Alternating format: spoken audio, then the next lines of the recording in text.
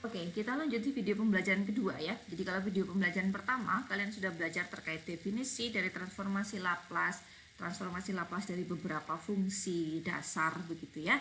Baik fungsi konstan, fungsi satu, fungsi eksponensial AX, fungsi sin cos, fungsi cos hiperbolik, sin hiperbolik, dan ada tabel transformasi Laplace, dan terakhir ditutup dengan inverse transformasi Laplace.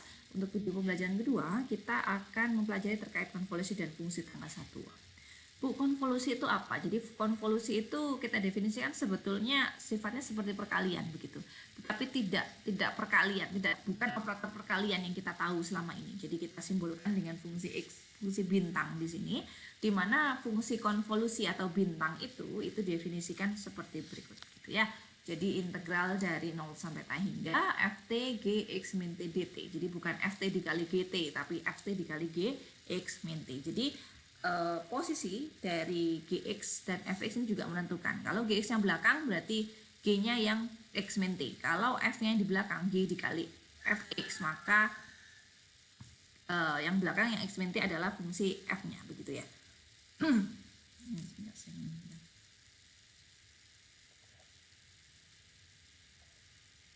Oke. Jadi untuk fungsi atau operator konvolusi dari transformasi konvolusi, Bu, ini bukan transformasi Laplace sebetulnya, konvolusi secara umum ya. Jadi kita belum ngomongin transformasi Laplace-nya. Jadi definisi konvolusi secara umum adalah yang ini gitu ya. Nah, jadi dia punya beberapa sifat, yaitu sifatnya sifat komutatif. Komutatif itu dibolak-balik sama ternyata. Syukurlah ya, dibolak-balik sama. Jadi posisi dari f dan g jadi tidak terlalu menentukan x min t-nya apa, karena ternyata sifat komutatif juga berlaku begitu. Kemudian sifat distributif juga berlaku begitu ya, berdistributif terhadap penjumlahan. Kemudian yang sifat kedua itu ada teorema konvolusi.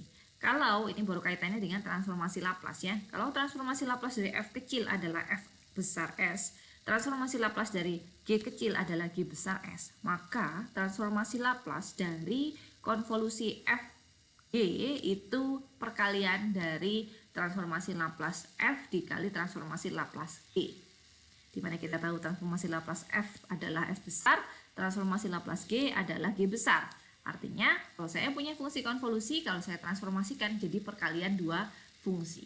Nah, ini kenapa konvolusi menjadi topik yang menarik juga ya di transformasi Laplace, karena ternyata definisi konvolusi atau operasi konvolusi ini itu menghasilkan transformasi Laplace-nya perkalian dari fx dan gx gitu ya. Kemudian karena kita tahu bahwa konvolusi itu komutatif, maka transformasi Laplace-nya juga komutatif. Ya, jadi fx gx akan sama dengan gx fx. Kemudian inverse-nya. Nah, ini kalau kalian lihat sebelah kiri dan sebelah kanan. Ya. Kiri dan kanan ya. Ini kalau dikaitkan berarti kan inverse dari fs gs sama dengan fx gx gitu ya. Fx gx gx sama dengan gx dikali fx.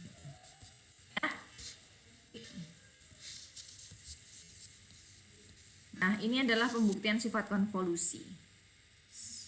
Sifat komutatif, gunakan saja definisi dari konvolusinya tadi, begitu.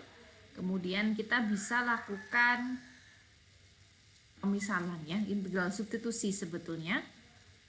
Daripada bingung pemisalan ya, kita substitusikan tau itu sama dengan x min t. Jadi kita transformasikan ya sebetulnya variabelnya. Saya akan punya ini batasnya yang sebelumnya t-nya dari 0 sampai t hingga batasnya jadi x sampai 0 begitu ya. Kemudian t-nya itu jadi tau min, t-nya jadi x min tau gitu ya. Nah, gitu. Jadi saya bisa punya ini. Jadi terbukti sifat komutatif. Jadi slide 18, 19, 20 itu sebetulnya membuktikan sifat yang tadi saya sebutkan ya.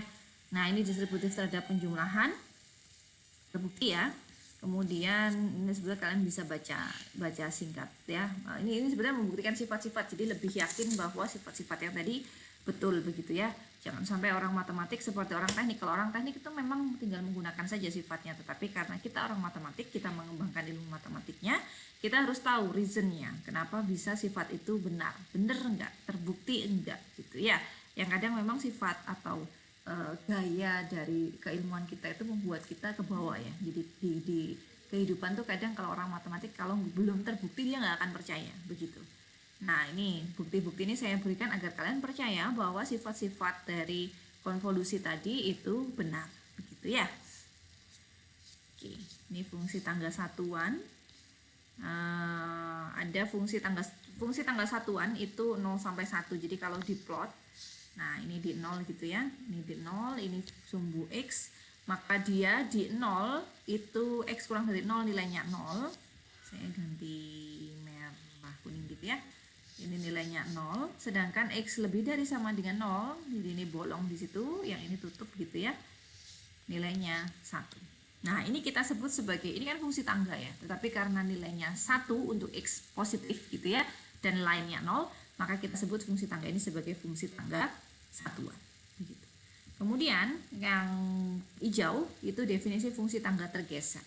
Artinya apa? Yang awalnya kita punya, bentar, saya gambarkan saja.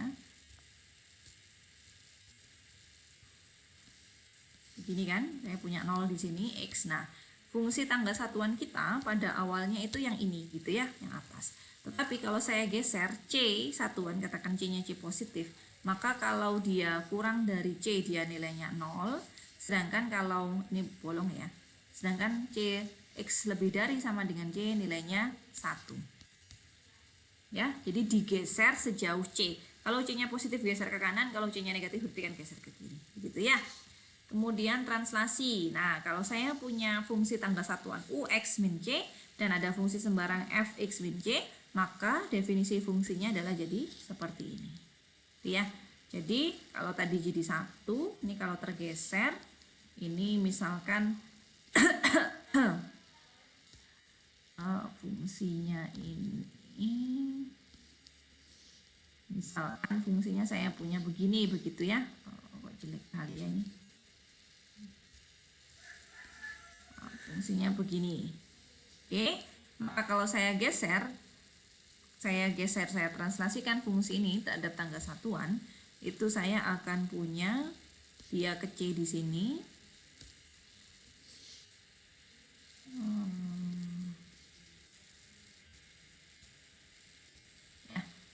Jadi di sini ada C, dia jadi begini ya. Nah, lainnya itu jadi 0 gitu. Jadi hanya terdefinisi di sesuai domainnya gitu. Kalau ini batasnya dari min 1 sampai 1, maka di sini min 1 sampai 1. Gitu ya. Oke, gunanya apa, Bu? Nah, ini kita bisa transformasikan juga ini fungsi tangga satuan. Jadi fungsi tangga satuan dari UX min C jadi 1/S E pangkat min GS. Kalau fungsi ini kita sebutnya apa ya? Fungsi translasi dari fungsi tangga satuan itu saya akan punya yang ini. Ini Laplace-nya, yang ini adalah fungsi transformasi Laplace-nya. Yang bawah adalah inverse Laplace-nya. Oke, jadi ini bisa dicoba latihan soalnya bagaimana untuk menghitung konvolusi dulu yang nomor 1 begitu ya. Dengan fx dan gx diberikan dan kalian dari 1a dan 1b itu akan kelihatan f dikali g itu f konvolusi g itu sama dengan g konvolusi f. Jadi a sama b, 1a dan 1b ini bolak-balik ya, f dan g nya saya tukar untuk membuktikan sifat itu tadi, sifat komutatif dari konvolusi. Nah, nomor 2 bisa dicoba inverse transformasi Laplace-nya, kemudian mencari inverse-nya seperti apa. Kemudian nomor 3 itu kalian gunakan yang terakhir tadi ya, bagaimana mencari transformasi Laplace dari fungsi tangga 1. Nah, ini yang penting nih. Ini transformasi Laplace dari turunan itu seperti apa gitu ya. Jadi kalau transformasi Laplace dari turunan itu kita definisikan begini. Ya, jadi kalau turunan ke n, maka transformasi Laplace-nya adalah S pangkat n Y besar S dikurangi S pangkat n min 1 Y kecil 0 dikurangi S pangkat n min 2 Y aksen 0, Y kecil ya. Jadi yang ini Y kecil, Y kecil, Y kecil, Y kecil. Ini turunan ke 0, turunan ke 1, turunan ke n min 1, turunan ke... Sebentar, ini kayaknya ada yang terbalik. ini 2, berarti ini 1 tambah harusnya ini n min, kalau ini 1 itu 2, kalau ini n min 1 ini n min 2. Nah ini harusnya n min 2 ya, n min 2, n ini harusnya n. Kalau itu n 0 1 1 2. Harusnya kalau dijumlah jadi n min 1 ya. N min 1 berarti di sini ya ini benar. Ini yang ya ini benar. Ini yang ini salah ya. Ini harusnya n min 2 ini. N min 2. Nah, yang ini harusnya n min 2. N min 1 ini turun. Ya, n min 2 ya.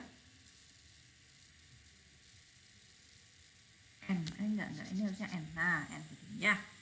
Nah, ini adalah definisi turunan dari transformasi Laplace. Artinya apa? Artinya untuk mentransformasi Laplace dari turunan ke n, kita itu harus tahu nilai y0, y di 0, y aksen 0, dan sampai y pangkat turunan ke n-1 di 0. Kita simpulkan dengan cn-1. Saya bisa tulis ulang 2 ini menjadi seperti itu. Kalau saya punya ini ya, diketahui yang itu. Jadi 0 saya ganti kebalik. Jadi ini digantikan dengan C0, ini digantikan dengan C1, yang ini digantikan dengan C-1, yang ini digantikan dengan Cn-2, gitu ya. Ya, ini N-2 bener, ini N-2. Nah, secara khusus kalau saya mau cari turunan ke 1, ini ya, ini juga typo gitu ya.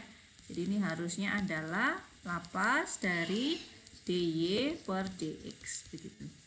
Yang ini Laplace dari d kuadrat y per dx kuadrat.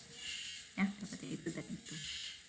Saya tuliskan N1 dan N2 agar lebih mudah ya, karena seringkali PDB kita itu kaitannya dengan sampai turunan kedua atau turunan ketiga. Jarang yang sampai turunan ke-5, ke-6 itu kan jarang. Oke. Nah, ini bagaimana menyelesaikannya. Jadi kalau saya punya persamaan diferensial biasa order ke n, non homogen ya. Jadi sebelah kiri ini linear ya. PDB linear order ke n, sebelah kanannya ada fungsi gx, gx-nya bebas ya. Kalau gx sama dengan 0 itu jadi homogen, kalau gx tidak sama dengan 0 dia jadi non homogen. Nah, cara menyelesaikannya adalah kita lakukan transformasi Laplace dari ruas kiri dan ruas kanan gitu.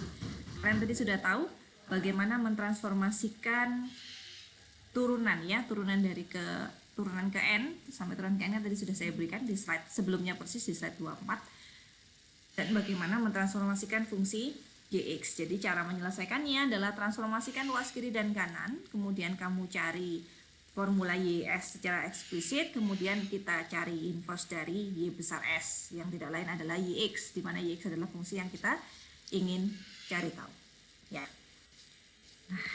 Nggak lengkap ya kalau nggak pakai contoh soal. Kadang itu kalau nggak dikasih contoh soal kalian jadinya belum kebayang bu, tetap aja bu pusing gitu ya. Oke, coba kita tentukan solusi dari y double aksen min y aksen min 2y sama dengan 4x kuadrat dengan syarat awal y 0 1 dan y aksen 0 sama dengan 4. Kita tahu tadi yang saya berikan tadi ya. Jadi ketika ini loh, mana tadi? Nah ini, sebentar. Nah ini saya bisa tuliskan ini juga, ini harusnya S1 ya, S1YS harusnya.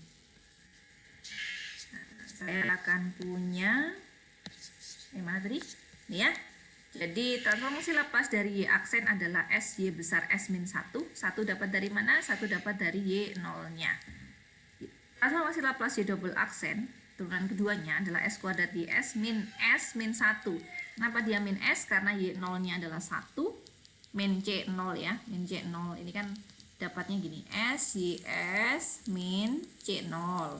Kalau turunan kedua itu s kuadrat ys min C0S min C1.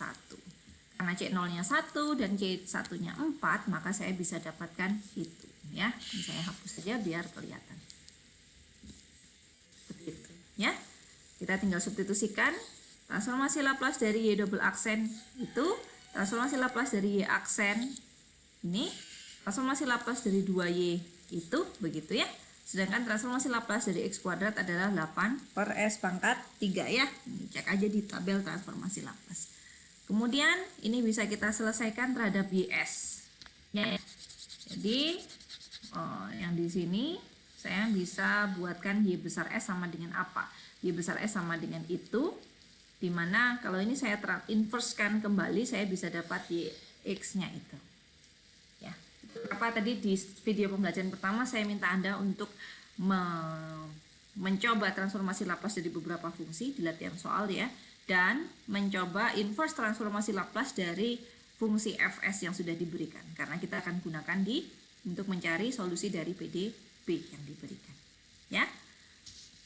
Kemudian contoh soal 2 sebetulnya sama saja ya. Jadi kita transformasikan yang kiri, transformasikan yang kanan, saya bisa dapat ini, LY double aksen jadi itu, LY aksen jadi ini, LY nya itu gitu ya. Kita cari Y besar S nya jadi begitu ya. Kemudian saya akan dapat YS nya adalah itu ya. Nah di sini kenapa kok masih dalam C0, C1 dan yang akhirnya saya tuliskan sebagai D0 gitu ya. D0 ada 2, C0 min C1 min setengah, koefisien dari YX saya tuliskan sebagai D0 dan D1. Kenapa masih dalam C0 dan D1? Karena nilai awal saya itu tidak dievaluasi di X sama dengan 0. Dengan kata lain, nilai awal saya bukan ini, tapi ini. Beda ya, yang kita tahu di transformasi Laplace yang kita butuhkan adalah C0 itu sama dengan Y0 ya. Jadi C0 itu sama dengan Y0 begitu kan. Sedangkan C1 Nah, sedangkan C1 adalah Y aksen 0. Sedangkan di masalah syarat awal di contoh soal 2 itu kita evaluasi yang diketahui adalah syarat awal di 1. Sehingga kita tidak gunakan syarat awal ini, kita cari saja YX-nya dalam D0, D1, di mana D0, D1-nya dalam C0, C1. Nah, ini kita gunakan baru, kita gunakan Y1 sama dengan 0 dan Y aksen 1 sama dengan 0 ke sini agar bisa ketemu D0 dan D1-nya harusnya berapa. Jelas ya? Jadi hati-hati untuk mengerjakan transformasi Laplace, karena yang kita butuhkan adalah nilai awal di titik X sama dengan 0 atau T sama dengan 0. Kalau syarat awalnya itu tidak di T atau X sama dengan 0, maka biarkan saja solusinya itu dalam C1 dan C0, di mana C0 dan C1 nanti akan bisa didapatkan ketika kita gunakan syarat awal yang sudah diketahui. Ya. Nah, ini lanjutannya. Jadi karena saya tahu Y10-nya 0, Y aksen 1-nya 0, maka saya bisa dapat Y double aksen itu, saya evaluasi di 1, saya bisa dapat D0 dan D1 dari sistem persamaan linear ini. Ya, jadi saya bisa dapat. Gitu ya. Simple ya, sederhana sebetulnya transformasi Laplace itu. Saya harap Anda bisa mencoba metode transformasi Laplace di beberapa masalah persamaan diferensial biasa, linear, non homogen ataupun homogen yang sudah kalian peroleh, dan coba cek. Ternyata solusinya sama saja, mau pakai metode karakteristik, mau pakai metode transformasi Laplace, ataupun ada banyak pengembangan metode-metode untuk menyelesaikan persamaan diferensial biasa, itu hasilnya akan tetap sama sebetulnya. Kalau PDB itu yang bisa beda. PDP itu bisa jadi bentuk fungsinya beda. Kalau PDB kadang bentuk eksplisitnya saja yang berbeda, tetapi ketika kita telaah lagi ternyata sama gitu. Contohnya ternyata YX-nya itu adalah cos hiperbolik X gitu. Ada yang dapat, saya dapatnya cos hiperbolik X, teman saya dapatnya eksponensial X plus eksponensial min X. Nah kan ya cos hiperbolik sama ini kan sama gitu ya, bentuknya sama. bukan bentuk yang sama. Sebetulnya fungsi yang sama, mendefinisikan fungsi yang sama, cuman yang satunya dalam bentuk cos hiperbolik, satunya dalam bentuk eksponensial. Gitu ya. Saya rasa begitu materinya, semoga cukup bisa dipahami. Lumayan ya, 1 jam lah, 1 jam kurang lah video pembelajaran 1 dan 2. Semoga kalian bisa menyimak video pembelajaran dengan baik gitu ya. Kalau ada pertanyaan bisa disampaikan lewat WA begitu. Minggu depan apa yang mau kita kerjakan, bisa jadi minggu depan saya adakan kuis ya. Saya adakan kuis untuk metode transformasi Laplace dan juga persamaan karakteristik untuk PDB order n. Belajar saja yang baik. Begitu ya. Oke, kalau begitu saya akhiri untuk video pembelajarannya. Semoga bisa diterima dengan baik dan bisa menjadi ilmu yang bermanfaat dan barokah untuk kalian semua. Saya akhiri. Wassalamualaikum warahmatullahi wabarakatuh.